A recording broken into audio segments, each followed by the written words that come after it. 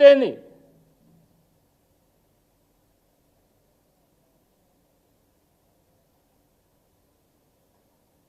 ఆగమేఘాల మీద హైడ్రా తీసుకొచ్చినాం, అంత అవసరమేంది? ఇక మింగడానికి మెతుకులేదు కానీ మీసాలకు సంపెంగా నూనె కావాలట రేవంత్ రెడ్డి గారికి. సిగ్గుండాలే. రైతు బంధుకు డబ్బులు లేవు, రుణమాఫీకి డబ్బులు లేవు, దవాఖాన్లలో మందులకు డబ్బులు లేవు, స్కూళ్ళల్లో చాక్ పీసులకు డబ్బులు లేవు, గ్రామ పంచాయతీ సిబ్బందికి జీతాలు లేవు. కానీ మూసి కావాలి, అది కూడా 1,50,000 కోట్లతోని. ఇప్పుడు ఏదో ఎమర్జెన్సీ ఉన్నట్టు, అర్జెన్సీ ఉన్నట్టు ప్రజలంతా లక్షల కోట్ల మంది ఏకమై మూసి కావాలి అని డిమాండ్ చేస్తున్నట్టు. ఎవడడిగిన నిన్ను మూసి ప్రక్షాళన చెప్పండి. ప్రక్షాళన చేయాల్సింది మూసిని కాదు, నీ మైండ్ని.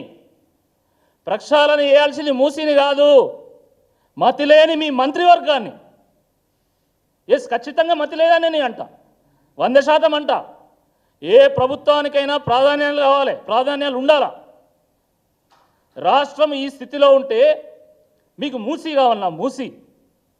లోక్సభ ఎన్నికల్లో ఇదే ఈయన ఏమన్నాడు రేవంత్ రెడ్డి గారు, 50,000 కోట్లతో నేను మూసి ప్రక్షాళన చేస్తా అన్నాడు.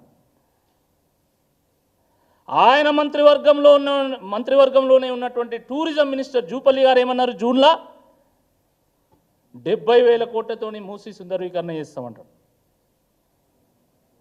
మళ్ళీ రేవంత్ రెడ్డి గారు ముఖ్యమంత్రి జూలైలో గోపన్పల్లి ఫ్లైఓవర్ ఓపెన్ చేసినటువంటి సందర్భంలో 1,50,000 కోట్లతోని మూసిని సుందరీకరణ చేస్తారట. అవసరమా ఇప్పుడు 1,50,000 కోట్ల రూపాయల ప్రజల ధనాన్ని మూసి సుందరీకరణ చేయడం కోసం వెచ్చించడం అవసరమా?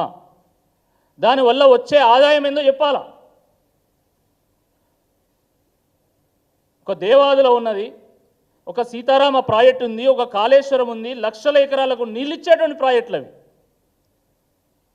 అద్భుతంగా వ్యవసాయం సాగుతుంది, ధాన్యం పండిస్తారు, ధాన్యం అమ్ముతారు, ఫుడ్ ప్రాసెసింగ్ ఇండస్ట్రీస్ నడుస్తాయి, ప్రభుత్వానికి పన్ను వస్తుంది, ప్రభుత్వం ప్రజల కోసం వెచ్చించగలుగుతుంది.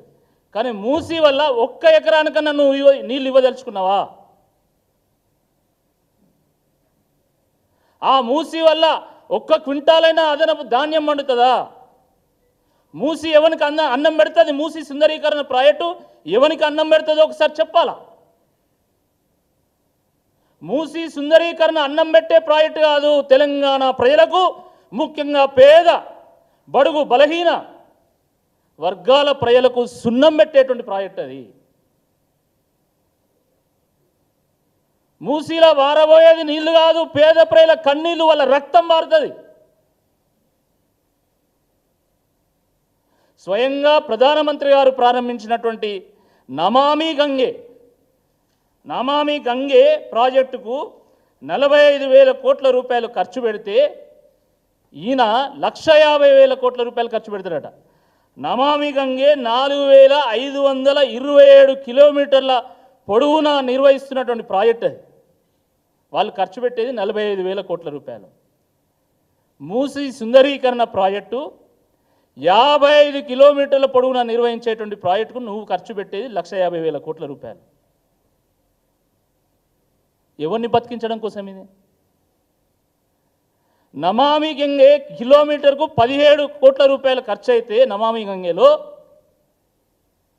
మూసి సుందరీకరణ ప్రాజెక్టులో కిలోమీటర్కి 2,727 కోట్ల రూపాయలు ఖర్చు అవుతున్నాయి. అంటే నమామి గంగేతో పోలిస్తే మూసి సుందరీకరణ ప్రాజెక్టుకు 160 రెట్లు ఎక్కువగా ఖర్చు చేస్తున్నది ప్రభుత్వం.